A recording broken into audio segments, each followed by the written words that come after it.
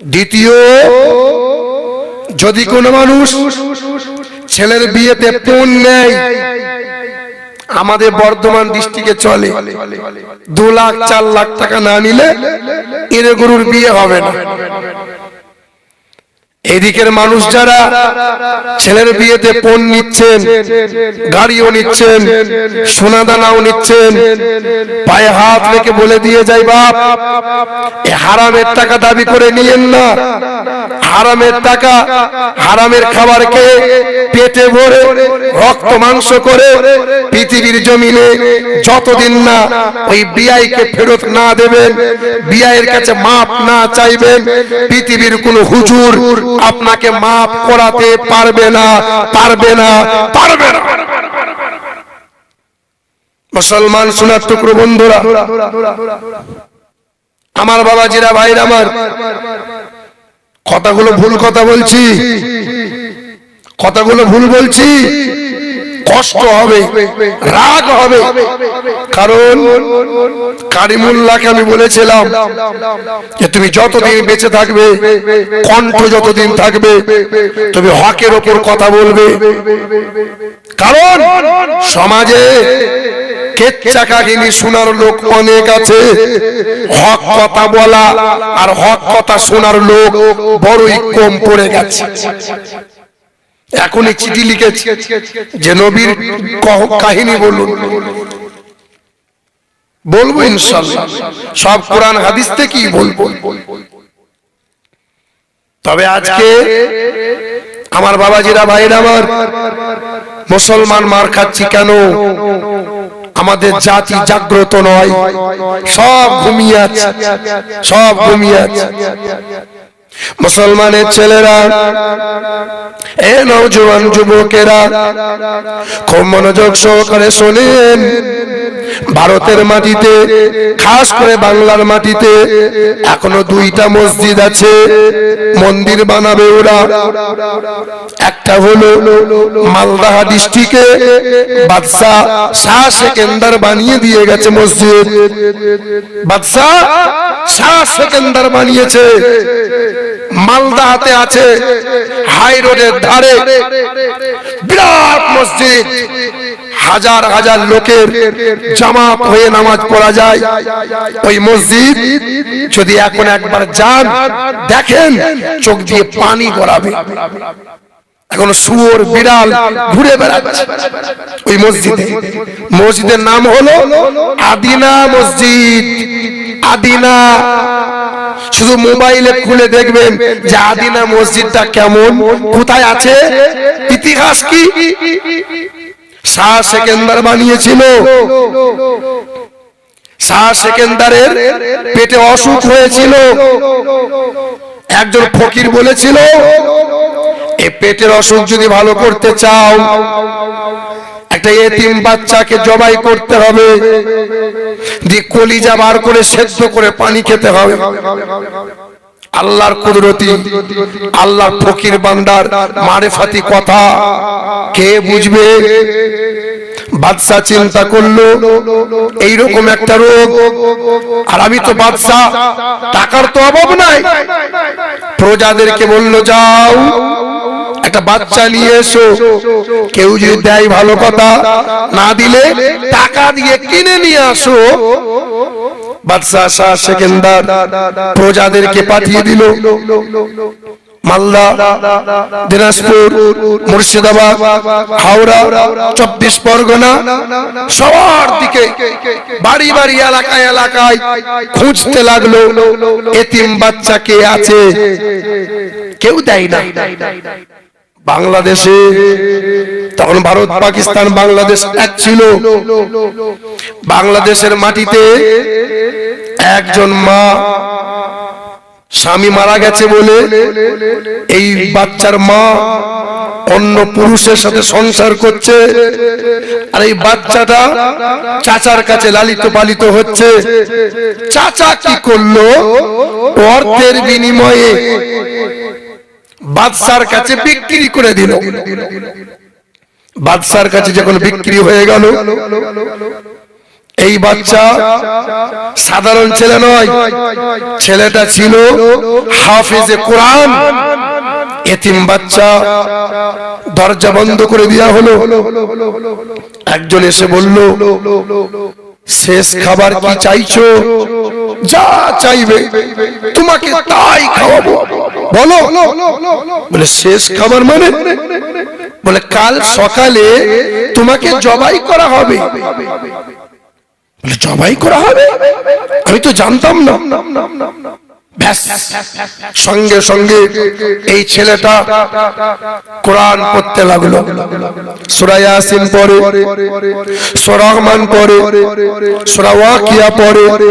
কোরআনের মূল্যবান সূরাগুলো পড়তে পড়তে ঝরঝর করে কাঁদে আর আল্লাহর দরবারে দোয়া করে, আল্লাহ তোমার গোটা কোরআন শরীফটা এই সিনাতে রেখেছি আল্লাহ, আর হয়তো জীবনে কোনোদিন কোরআনে চুমা দিতে পারবো না, আর হয়তো কোনোদিন তোমার কোরআনটা ছুঁইতে আমি পারবো না, আর হয়তো কোনোদিন তোমার কোরআনকে বুকে নিতে পারবো না, কারণ কাল সকালে আমাকে জবাই করে দেবে। আল্লাহ তুমি বাদশাকে সুস্থ করে দাও, বাদশাকে সুস্থ করে দাও। কাঁদছে আর দোয়া করছে। বাদশা কান লাগিয়ে শুনছে যে আরে এইরকম এক বাচ্চা আমার জন্য দোয়া করে। তখন বাদশা শাহ সেকেন্দার চিন্তা করলো, পৃথিবীর সবচেয়ে বড় হাতিয়ার, ওর নাম হলো দোয়া। দোয়ার মারফতে জীবন বদলে যায়। হাফেজে কোরআন কেঁদে কেঁদে দোয়া করেছে। বাদশা শাহ সেকেন্দার সুস্থ মনে হচ্ছে, বলে আজকে আর জবাই হবে না, আর দুদিন দেখি। আবার পরের দিনে ছেলের দোয়া, মনে হচ্ছে অনেকটা রোগ ভালো হয়েছে। 3 দিন দোয়া করেছে, বাদশা শাহ সেকেন্দার সুস্থ হয়ে গেছে। প্রজাদেরকে বললেন, এ আমার প্রজারা, আর জবাই নয়, আমি পেয়ে গেছি রত্ন। সুস্থ হয়ে গেল বাদশা। আপন কন্যার সাথে বিবাহ দিয়ে দিলেন।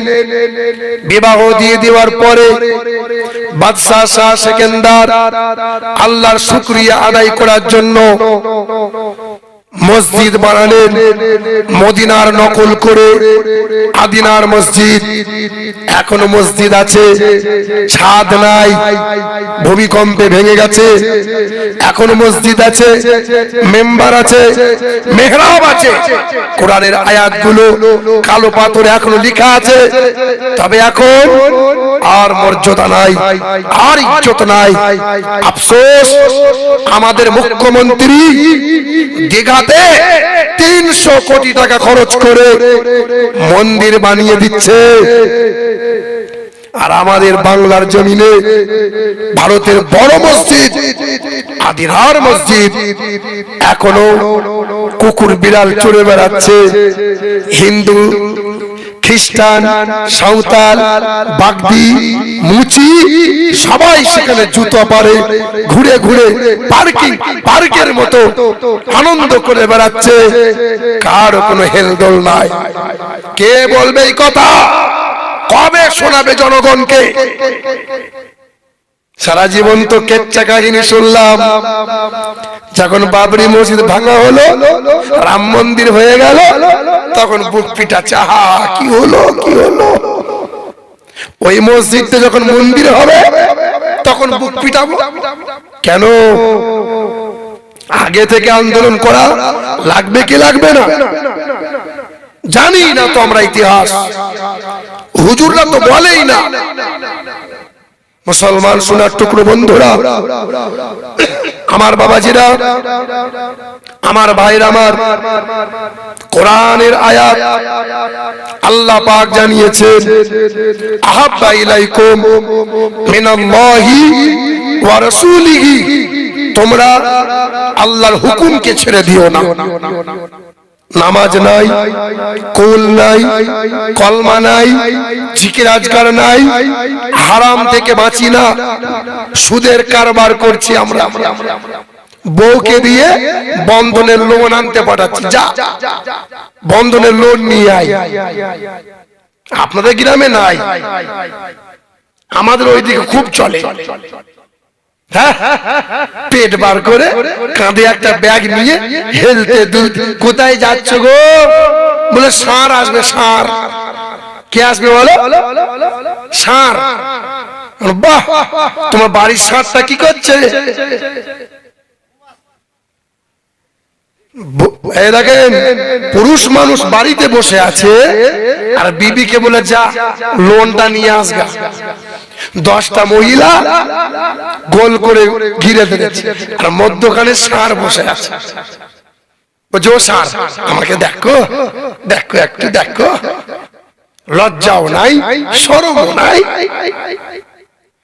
সুদ, সুদ, ভদ্র ভাষায় বলছে লোন, ভদ্র ভাষায় বলছে কিস্তি গো। আসলে কি সুদ? বলো, সুদ আনতে যাচ্ছি।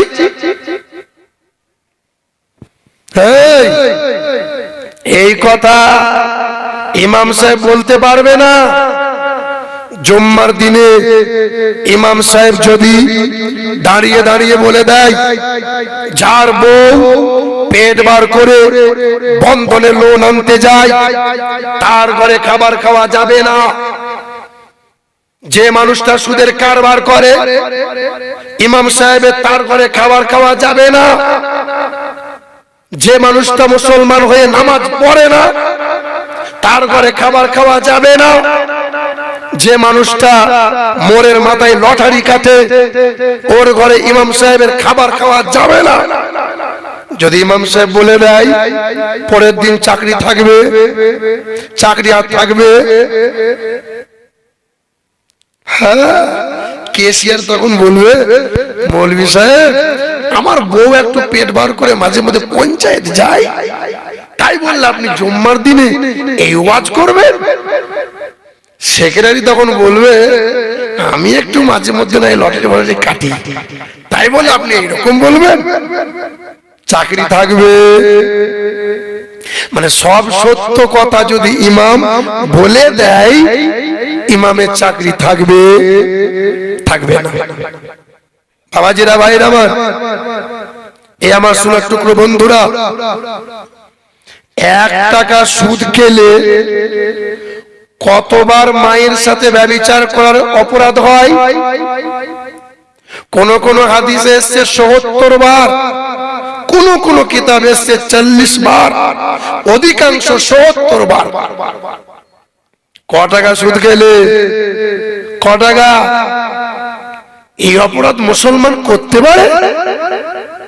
মায়ের স্তনে দুগ্ধ পান করেছি আমরা 30 মাস, প্রতিদিন 8 বার করে দুধ পান করেছি, প্রতিবারে 250 গ্রাম করে দুগ্ধ পান করেছি আমরা, প্রতিদিনে 2 কেজি করে দুগ্ধ পান করি আমরা। 30 মাসে 1800 কেজি দুগ্ধ পান করে নিয়েছি আমরা। কিভাবে করলে তুমি এই অপরাধ? কি করে সুদ খেলে? ৭০ বার মায়ের সাথে ব্যভিচার করা হয়, এমন অপরাধ, এমন ঘৃণিত কাজ মুসলমান করো কি করে? আল্লাহ পাক বলেন আহাব্বা ইলাইকুম মিনাল্লাহ ওয়া রাসূলিহি ওয়া জিহাদিন ফি সাবিলিহি ফাতারাব্বাসু হাত্তা ইয়াতি আল্লাহ বিআমরিহি ইন্নাল্লাহ লা ইয়াহদিল কওমাল ফাসিকিন। আমি আল্লাহর হুকুম ভুলে যাবি না, আমার নবীর তরিকা ছেড়ে দিবি না, লাঞ্ছিত হবি, অপমানিত হবি, সবাই তোদেরকে মারবে। মার খাচ্ছি না। ডাক্তার বলেছে গরুর মাংস খেয়েও না, 4 বছর হয়ে গেল গরুর মাংস খাই না। ডক্টর বলেছেন মিষ্টি খেয়েও না, সুগার বাড়বে, তাই খাই না। আর আল্লাহ বলেছেন সুদের কারবার করো না, বন্ধ রাখবো না।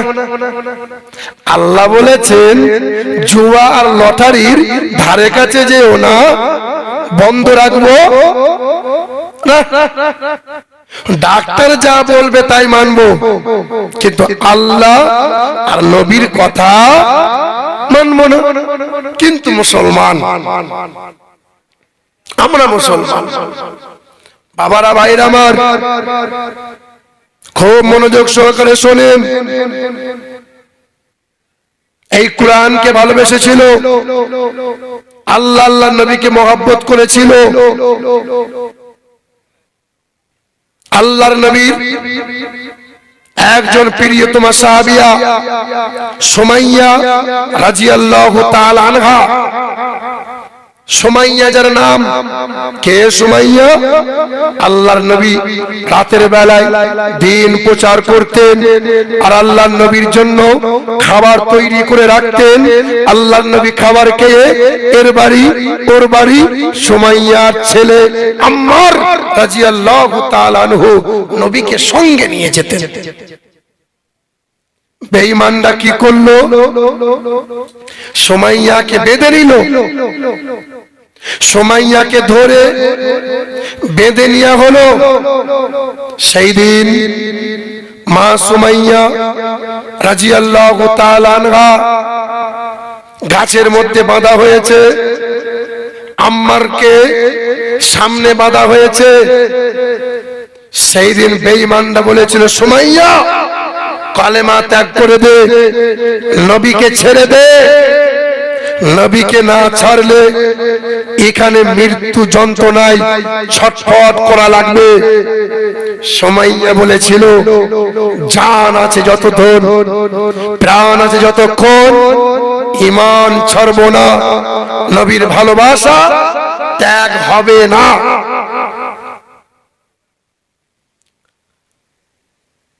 আমি তো যাবই, ওখানে বলেছেন কোরআন হাদিস থেকে বলুন, আর এখানে ভাইজান বলছেন বেদ কোরআন থেকে বলুন।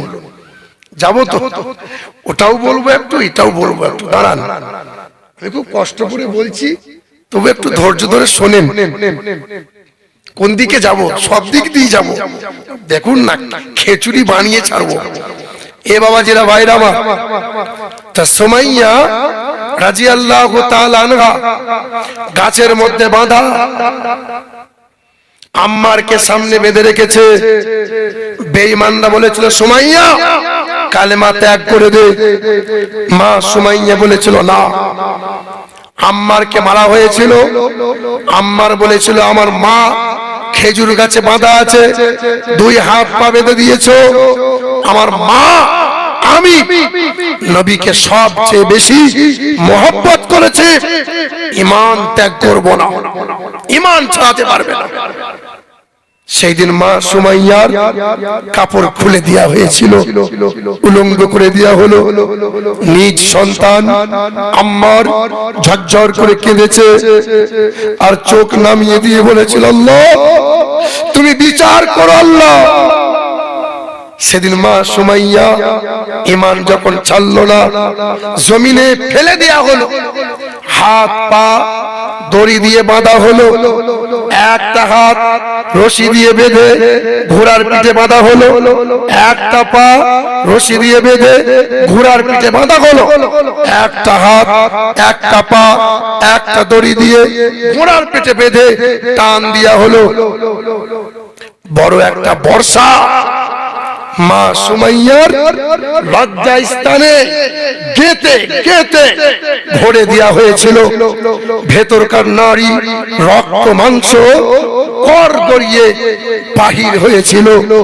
তখনও সুমাইয়ার জবান দিয়ে কালেমা আওয়াজ বার হয়েছিল, তখনও জিকির বার হয়েছিল, তখনও আল্লাহ আল্লাহ শব্দ উচ্চারণ হয়েছিল।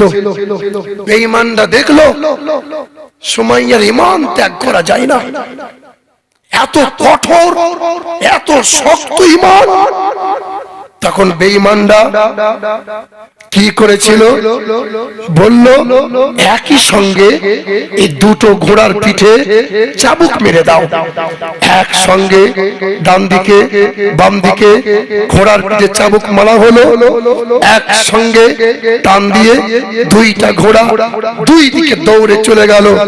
মা সুমাইয়ার দেহটা দ্বিখণ্ড হয়ে ছিঁড়ে আলাদা হয়ে গেল।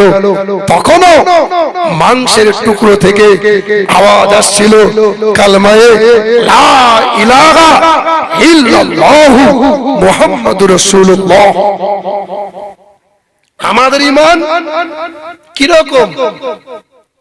টলমল টলমল করছে, টলমল টলমল করছে। সমাজে দেখা যায় কিছু কিছু আহলে হাদিসদের ওয়াজ শুনে আমাদের ঘরের ছেলেরা ওই লাইনে বেলাইনে যাচ্ছে, বেলাইনে যাচ্ছে। কিয়াম করছিল আর কিয়াম করে না, দরুদ পড়ছিল আর দরুদ পড়ে না, মেয়েদের মতো এইখানে হাত বাঁধছে। মোবাইল দেখে দেখে আবার মৌলভী সাজছে ওরা। বাদশার দরবারে গিয়ে বললেন, বাদশাহ দেখে অবাক, আল্লাহর ওলি নোমান বিন সাবিত, চার ইমামের এক ইমাম, উনি হাজির হয়েছে। আল্লাহর ওলিকে দেখে দাঁড়িয়ে বললেন, হুজুর কি ব্যাপার? বলে আমার এক প্রতিবেশী ওয়া মুসলিম হিন্দু ঘরের ছেলে, ওই ছেলেটাকে বন্দী করা হয়েছে, ওকে আমি ছাড়াতে এসেছি, ছেড়ে দেন। বলে মাতাল আপনাকে ডিস্টার্ব করায়, আপনার সামনে বেয়াদবি করে, আপনার ইবাদতে ব্যাঘাত ঘটায়, আবার হিন্দু ছেলের জন্য আপনি জেল থেকে ছাড়াতে এলেন? বলে হ্যাঁ, ওকে ছেড়ে দাও। বাদশা কি করলেন? আল্লাহর ওলির খাতিরে ওই অমুসলিম ছেলেকে জেল থেকে ছাড়িয়ে দেওয়া হলো। আল্লাহর ওলি চলে গেলেন খানকায়। মাতালটা মনে মনে চিন্তা করে, আমার তো জাত ভাই অনেক ছিল, আমার তো জাত ভাই অনেক ছিল, কেউ এলো না আমার পাশে, কেউ দেখলো না, কেউ আমার দিকে চাইলো না। তখন মাতালটা বাড়ি যাওয়ার পরে বিবেক মনে চিন্তা উদয় হয়ে গেল। গোসল করে নিয়ে আল্লাহর ওলির দরবারে চলে গেলেন। আল্লাহর ওলিকে বললেন, হুজুর বেয়াদবি হয়েছে, ভুল করে ফেলেছি, এতদিন মদ পান করে চিৎকার করেছি, আপনার সামনে বেয়াদবি করেছি, আপনি মাফ করে দেন। আর আমি দেরি করতে পারলাম না, আমাকে কলমা পড়িয়ে নেন। মানবতা, প্রেম, প্রীতি, ভালোবাসা পেয়ে যুবকের মন জয় জয়াকার হয়েছে। সঙ্গে সঙ্গে কালমায়ে লা ইলাহা ইল্লাল্লাহু মুহাম্মাদুর রাসূলুল্লাহ কালেমা পড়ে ঈমান নিয়ে চলে এলো। এ মুসলমান সোনার টুকরো বন্ধুরা, আমার সুধী মানুষেরা, ইসলাম কাউকে কষ্ট দিতে বলেনি, ইসলাম কাউকে ব্যাঘাত দেয় না, ইসলাম বিচ্ছেদ করে না, ইসলাম কাউকে আঘাত দেয় না। আল্লাহর নবী যে হাতে করে আকাশের চাঁদ দু টুকরো করেছেন, আল্লাহর নবী আমার এই হাতের ছোঁয়া দিয়ে অন্ধ ব্যক্তির চোখে জ্যোতি ফিরিয়েছেন। আল্লাহর নবী কুষ্ঠের গায়ে হাত দিয়েছেন, কুষ্ঠব্যাধি ভালো হয়েছে। আল্লাহর নবী কালো চেহারায় হাত বুলিয়েছেন, কালো চেহারা নুরানি হয়েছে। আবার নবী আমার নবীর ঘরে মেহমানদারি করেছিল একজন ইহুদি ওয়া মুসলিম, আল্লাহর নবীর ঘরে পায়খানা করে চলে গিয়েছে। এই পবিত্র হাতে নবী আমার ওয়া মুসলিমের পায়খানা পরিষ্কার করেছেন। এর নাম সম্প্রীতি, এর নাম মানবতা। জোর দিয়ে ভয় দেখিয়ে ইসলাম প্রচার হয়নি। যদি ভারতে ইসলাম প্রচারটা বাদশারা ভয় দেখিয়ে করত, তো ভারতের জমিনে একটাও মন্দিরের মাথা খুঁজে পাওয়া যেত না, একটাও না। তারা একটা ভুল করেছে, কি ভুল করেছে? তারা যদি একা লাগাতার সব হিন্দুগুলোকে জোর করে মুসলমান বানাতো, তা আজকে এইরকম সমস্যা হতো না। বাদশা হয়েছিল মুসলমান, মন্ত্রী পদে রেখেছিল হিন্দুকে, মসজিদ ছিল পাশে, হিন্দুদের জন্য মন্দির রেখেছিল। তাই তো এখন সুযোগ পেয়েছে, রাম মন্দির হলো, এরপরে তাজমহল হবে, এরপরে লাল কেল্লা হবে, এরপরে দিল্লির জুম্মা মসজিদ হবে। একে একে এইভাবে দখল করবে ওরা। বাবাজিরা, ভাইরা আমার, আমার মুসলমান সোনার টুকরো বন্ধুরা, একটু আগিয়ে আসলে ভালো হতো। একটু আগিয়ে চলে আসো না, এই যে একটু আগিয়ে আসো বাবু, একটু আগিয়ে আসেন, আসেন, দরুদ শরীফ পড়ি আল্লাহুম্মা। একটু আসেন না, একটু আগিয়ে আগে চলে আসেন। এই যে পিছনে যারা বসে আছে, আর যুবক তোমরা যারা দাঁড়িয়ে আছো, একটু চলে আসো না। ওয়ালা আলী, একটু আগিয়ে এলে খুব ভালো হতো। আমার কণ্ঠ এরকম নয়, ইউটিউবে শুনবেন আপনারা, শুধু শরীর এ দেখেন সব সময় দেখে, শুধু অসুস্থ শরীর। আমি আপনাদের কাছে অত দূর থেকে এসেছি, কম বেশি 250 কিলোমিটার রাস্তা, বোলপুর শান্তিনিকেতন। বাবাজিরা, ভাইরা আমার, এত দূর থেকে আমি আপনাদের দুয়ারে এসেছি, আপনারা কাছে কাছে আসবেন না। আর যুবক ভাইরা দাঁড়িয়ে আছেন, একটু বসবে না ভাইরা, একটু বসে যাও, একটু এসো না যুবক, চলে এসো। একটা একটা করে বলবো, কষ্ট হলেও বলবো, একটু ধৈর্য সহকারে শুনবেন। বলো ইনশাআল্লাহ, বলো ইনশাআল্লাহ, যারা বলে নারে তাকবীর, নারে তাকবীর। এত আস্তে কেন, একটু জোরে বলো নারে তাকবীর। আল কোরআনের আলো, আল হাদিসের আলো, দিন ইসলাম, দিন ইসলাম, নারে তাকবীর। আলহামদুলিল্লাহ। আমার বাবাজিরা, ভাইরা আমার, আল্লাহ পাক রব্বুল আলামিন আমাকে আপনাকে মানুষ করে পাঠিয়েছেন। আল্লাহ পাক যদি চাইতেন গরু ছাগল বানাতে পারতেন, কিন্তু আমার আল্লাহ পাক সৃষ্টির সেরা করেছেন আমাদেরকে। সৃষ্টির সেরা আমরা মানুষ, আমরা মানুষ। আজকে তো ওরা বলে ওরা মুসলমান, ওরা হিন্দু। না, রক্ত সবার লাল, কারো রক্ত কালো, কারো রক্ত সবুজ, এটা নয়। সবার আগে আমরা মানুষ, এরপরে দেখবেন মরার সময় সবাই বলে ওটা লাশ, ওটা লাশ। তো মানুষ হয়ে এসেছি আমরা, আর মানুষ হয়েই যেতে চাই। জান্নাতটা আল্লাহ মানুষের জন্য বানিয়েছেন, গরু ছাগলের জন্য, গরু ছাগলের জন্য নয়।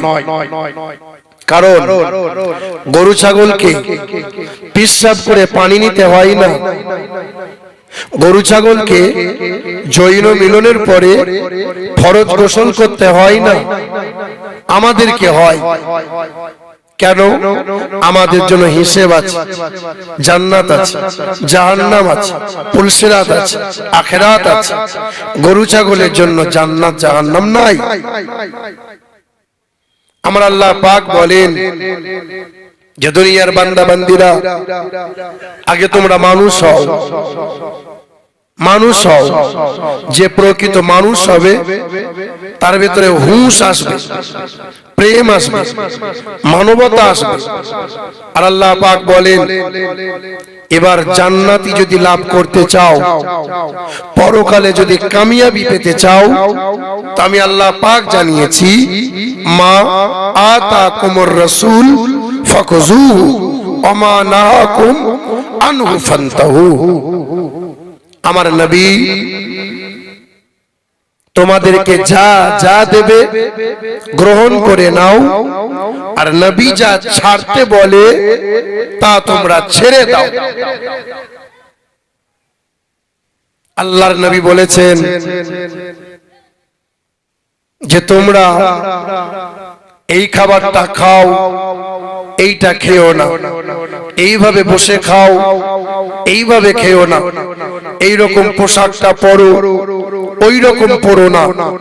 আল্লাহর নবী যা যা দিয়েছেন আমরা কি নিতে পেরেছি? নিতে পারি নাই, নিতে পারি নাই। আমরা খাবার খাই ইহুদিদের মতো, পোশাক পরি খ্রিস্টানদের মতো, চলা বলা বেঈমানদের মতো, কিন্তু আমরা মুসলমান। কেন? আধার কার্ডে মুসলমান, জমির দলিলে মুসলমান, প্যান কার্ডে মুসলমান। আমরা প্রকৃতপক্ষে ইমানদার এবং মুসলমান, নবীর দেওয়া সুন্নত গুলো আদায় করতে পারি নাই। বর্তমানে হুজুরের অভাব নাই, বক্তার অভাব নাই। যেমন কোয়ালিটির নেবেন বক্তা তেমন পাওয়া যাবে, কিন্তু মানুষের ঈমান টিকিয়ে রাখা বড় মুশকিল হয়ে দাঁড়িয়েছে। সেদিন বলেছিলাম পশ্চিম বাংলার মাটিতে তিনটে ঈমান চোর বেরিয়েছে। এক মমতাজুল ইসলাম, এক শওকতের বেটা ইয়াসিন, আর এক রাহুল বিরাদার নামে একজন আহলে হাদিস মার্কা লামুজাবি বক্তা। ওরা ওলি মানে না, ওরা নবী মানে না, ওরা কিয়াম মানে না, ওরা দরুদ পড়বে না, ডাইরেক্ট আল্লাহ আল্লাহ করো। অথচ আমার আল্লাহ বলেছেন তোমরা যদি আল্লাহর পিয়ারা বান্দা হতে চাও, আমি আল্লাহর ভালোবাসা লাভ করতে চাও, আগে তোমরা নবীর তাবেদারি করো, নবীর ইত্তেবা করো, নবীর অনুসরণ করো, নবীর গোলামি করো, তবেই আমি আল্লাহকে পাবে, আমি আল্লাহর ভালোবাসা পাবে। বাবারা, ভাইরা আমার, আমার মায়ের, আমার বোনেরা, আল্লাহর নবী সাল্লাল্লাহু তাআলা আলাইহি ওয়াসাল্লাম জবান কোরআনের আয়াত আল্লাহ পাক বলেন, ইয়া আইয়ুহাল্লাযীনা আমানু লা তুলহিকুম আমওয়ালুকুম ওয়ালা আওলাদুকুম আন যিকরিল্লাহ। তোমাদের মাল, তোমাদের সম্পদ আর তোমাদের সন্তান, এই দুটো জিনিস যেন আয়াতের বাইরে চলে যায় না। সম্পদ আর সন্তান, এই দুটো জিনিস তুমি সর্বদাই আল্লাহর হুকুমে পরিচালনা করবে, তবেই তুমি নাজাত পাবে। এবার ভেবে বলেন, আমরা তো কম বেশি সকলে বাপ হয়েছি, বাপ। কারো একটা সন্তান, কারো তিনটে চারটে সন্তান আছে। আমরা আমাদের ছেলেদের মানুষ করতে চাই, খাবার খাই, টুক করে মোবাইল হাতে ধরিয়ে দিই, ঘুম থেকে ওঠে ছেলের হাতে মোবাইল ধরিয়ে দিই, অথচ বলে আমি বাপ হচ্ছি, বাপ। তোমার ছেলে মোবাইলে কি দেখে? তুমি যাই মোবাইল চালাতে পারো না, তোমার দুধের বাচ্চা মোবাইলে খোঁচা মারে, ও সব জানে। তুমি জানো না মোবাইল দিয়ে তুমি ছেলের যে কি পরিমাণে ক্ষতি করেছো। মোবাইলে কার্টুন হয়, কার্টুন। মুর্শিদাবাদের একটা ছেলে, তার নাম শফিক। ওই শফিকের কার্টুন ছোটবেলায় কিভাবে মেয়ের হাত ধরতে হয়, কিভাবে আই লাভ ইউ বলতে হয়, এগুলো শেখানো হয়। তোমার মাসুম বাচ্চা দেখে, সাদা মনে ছাপ দেয়, এঁকে নেয়, সে তার স্বভাব তৈরি করে নেয়। পরবর্তীতে তোমার ছেলেটা ওই নোংরা কাজে লিপ্ত হবে। মোবাইল দিও না। ছেলে খেতে বসেছে, মোবাইল দেখে দেখে খায়, মানে তার মন মানসিকতা মোবাইলের দিকে। ছেলে খায় না, ছেলে গিলে নেয়। কেউ যখন মনোযোগ সহকারে খাবার খায়, লালা বার হয়, লালা। এই লালা তার দেহের হজম ক্ষমতা বাড়ায়, তা সে তার মন তো মোবাইলের দিকে, সে তো খায় না, সে তো গিলে নেয়। তাই দিন রাত মাকে বাচ্চা নিয়ে ডাক্তারখানা যেতে হয়, ছেলের অসুখ সারে না।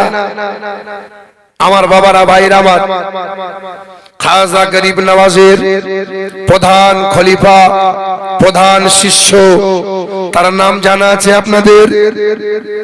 কি নাম জানা আছে? কি নাম বলেন? হযরতে বাবা কুতুবউদ্দিন বখতিয়ার কাকি রহমাতুল্লাহ আলাইহি। কি নাম বললাম? বাবা কুতুবউদ্দিন। 4 বছর বয়স, ছেলের হাতটা ধরে পা পা করে নিয়ে গেছেন আল্লাহর ওলির দরবারে। আল্লাহর ওলি বাবা হামিদউদ্দিনের দরবারে নিয়ে গিয়ে মা বলছেন পর্দার আড়াল থেকে, হুজুর আমার ছেলেকে একটু বিসমিল্লাহ খানি করিয়ে দেন, আমার ছেলের মাথায় একটু হাতটা বুলিয়ে দেন, একটু ফুঁক দিয়ে দেন। তো বলছে, বেটি তোমার ছেলের বয়স কত? বলে 4 বছর।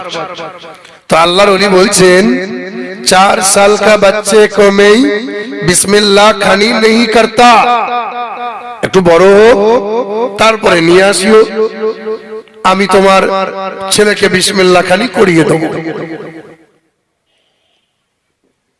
তা বলছে না হুজুর করিয়ে দেন, অনেকটা রাস্তা হেঁটে হেঁটে এসেছে। বলে নিয়ে এসো। বলে বাবুর নাম কি? বলে আমার নাম কুতুবউদ্দিন। তা বলছে পড়ো, বিসমিল্লাহির রহমানির রহিম। তো বাবা কুতুবউদ্দিন এই বিসমিল্লাহটা পড়া বাদ দিয়েছে, বিসমিল্লাহ বলা এড়িয়ে বলতে শুরু করেছেন আউযু বিল্লাহি মিনাশ শাইতানির রাজীম, বিসমিল্লাহির রহমানির রহিম, আলহামদুলিল্লাহি রাব্বিল আলামিন, আর রহমানির রহিম, মালিকি ইয়াউমিদ্দিন। পড়তে পড়তে পড়তে পড়তে সূরা ফাতিহা শেষ করে দিলেন, আবার পড়তে লাগলেন। সূরা বাকারা পড়তে পড়তে সূরা বাকারা শেষ করে দিলেন। এমন করে 1 পারা নয়, 2 পারা নয়, 3 পারা নয়, পড়তে পড়তে 15 পারা পর্যন্ত কোরআন শরীফ দাঁড়িয়ে দাঁড়িয়ে শুনিয়ে দিলেন। কয় পারা? 15 পারা। তা বলছে বেটি तुम तो अभी कहा मेरे बच्चे 4 साल का गे? बोले हाँ हुजूर, আমার ছেলের বয়স তো 4 বছর। बोले नहीं, ये 4 साल का बच्चे नहीं है, ये 40 साल का बूढ़ा है। 40 বছরের বুড়ো যা করতে পারে না 4 বছরের ছেলে করে কি করে? বলে হুজুর ছেলে জানে। বলে খোকা কি করে শিখলি বাবা? হযরতে বাবা কুতুবউদ্দিন বলে, হুজুর বেয়াদবি নেবেন না, আমার জনম দুঃখিনী মা, আমার মা মমতাময়ী মা, এই মা আমাকে 30 মাস দুগ্ধ পান করিয়েছে। কত বছর? কত বছর? 2.5 বছর আমার মা আমাকে দুগ্ধ পান করিয়েছে। কখনো কোনোদিন বিনা ওযুতে আমাকে দুগ্ধ পান করায়নি। কখনো কোনোদিন আমার মা যদি অপবিত্র রয়ে যেতেন, গোসল করে নিতেন, পাক পবিত্র হতেন, আমাকে বুকে নিয়ে স্তনে মুখ লাগাতেন, কানটা মায়ের দিকে করে রাখতাম। আমার জনম দুঃখিনী মা 1 থেকে 15 পারা পর্যন্ত বারবার কানের কাছে গুনগুন করে তেলাওয়াত করে যেতেন। আমি মায়ের কোলে শুয়ে শুয়ে মহান আল্লাহ পাকের দয়ায় 30 মাসে মায়ের কোলে শুয়ে অর্ধেকটা কোরআন মুখস্থ করে নিয়েছি। বলে সুবহানাল্লাহ। আচ্ছা আচ্ছা বলেন, আপনার বিবিও বাচ্চাদের দুধ পান করায়, আপনার বৌমা আপনার পুতাকে নাতিকে দুধ পান করায়, কোরআন তেলাওয়াত করে শোনায়, সূরা কালাম পড়ে, কালেমা পড়ে, দরুদ পড়ে, পড়ে না, পড়ে না। ও মোবাইলে ছাইয়া ছাইয়া গান শোনায়, লে শোন। তা ছেলে কি তৈরি হবে? ওমাল বিচুতি তৈরি হবে না, বড় হবে, আর তোমরা বুড়ো বুড়ি হবে, আর কপালে মুড়ো ছাতা পড়বে, তাছাড়া তো কিছু নয়। আজকে বাপ মা যে খেতে পায় না, ছেলেরা যে বাপ মাকে খেতে দেয় না, মূল অপরাধী হলো বাপ আর মা। কারণ আমরা ছেলে মানুষ করতে পারি না। হাদিসে এসছে এই মায়ের পেটের বাচ্চা তখন থেকে প্রাণ পায়। কোরআনে আল্লাহ জানিয়েছেন এবং নবীজির হাদিস, নবী বলেন যখন 120 দিন বয়স হয় এই বাচ্চার শরীরে আমার আল্লাহ রূহ দান করে দেন। 120 দিন যখন হয় বাচ্চা নড়াচড়া শুরু করে দেয়। এই বাচ্চার বয়স যখন 6 মাস হয়, বাচ্চা দুনিয়ার সব শব্দ শুনতে পায়। পেটে বাচ্চা নিয়ে মা যদি সিরিয়াল দেখে, মা যদি হিন্দি গান শোনে, মা যদি গালমন্দ করে, মা যদি চিৎকার করে ভাষা খারাপ করে, এই বাচ্চার হৃদয়ে আসর হয়। শোনো, মাটি ভালো হলে ফসল ভালো হবে, কারখানা ভালো হলে প্রোডাক্ট ভালো হবে, গাছ ভালো হলে ফল ভালো হবে, পেট ভালো হলে বাচ্চা ভালো হবে। মা যদি নেককার নেককারিনী হয়, ছেলে তোমার মেয়ে তোমার নেককার নেককারিনী হবে। বাবাজিরা ভাইরা আমার, আগে ছেলেদের মানুষ করো, মোবাইল দিয়া কম করো, ছেলেদের লেখাপড়া শেখাও। নবী বলছেন লেখাপড়া করাতে গিয়ে যদি টাকা না পাও, হকারগিরি করো, তাও যদি সম্ভব না হয় ভিক করো। হাদিসটা জয়ীফ হলেও মুহাদ্দিসরা খুব জোর দিয়েছেন যে বাচ্চাদের লেখাপড়া শেখাও। আজকে উকিল নাই মুসলমানদের, নাই বলি তো কোর্টে নড়ার মতো উকিল পেল না। আবেগের উপর, আস্থার উপর আর ভয়ে জজ রায় দিতে বাধ্য হলো। তাই বাবরি মসজিদ ভেঙে রাম মন্দির করার সুযোগ পেল। উকিল নাই তো। আমাদের মুসলমান ঘরের ছেলেরা মাস্টার হবে না, দরকার আছে হওয়া। কে বলেছে শুধু মৌলবি হও? কে বলেছে হাফেজ হও? ইসলামের জ্ঞান অর্জন করো, হারাম হালাল চেনো, বৈধ অবৈধ জানো, উকিল হও, মাস্টার হও, ডাক্তার হও, প্রফেসর হও। এই জাতির প্রয়োজন আছে, ঠিক কিনা বলেন? মুসলমানের ছেলেরা, আমার নওজোয়ান যুবকেরা, আগে ছেলে মেয়েদের মানুষ করা লাগবে। আপনার ছেলে যখন নেককার হবে, ওই ছেলে আপনাকে ফেলতে পারবে না। কিন্তু শুধু মাস্টার করে দিও না, ইসলামের জ্ঞান দিও, ইসলামের কালচার দিও, নবীর আদর্শ দিও। ওই ছেলে তোমাকে খেতে দেবে, ওই ছেলে তোমাকে জায়গা দেবে, ওই ছেলে তোমার সেবা করবে, ওই ছেলে তোমাকে বাপ মাকে ভালোবাসবে। আর যে ছেলে শুধু টাকা চিনবে, বিবি চিনবে, বাচ্চার মায়া করবে, ওই ছেলে একদিন তোমাকে গোয়ালে ঠাঁই দেবে। हेलो दोस्तों, यदि आप लोगों को इस वीडियो को पसंद आए, लाइक कमेंट सब्सक्राइब करें।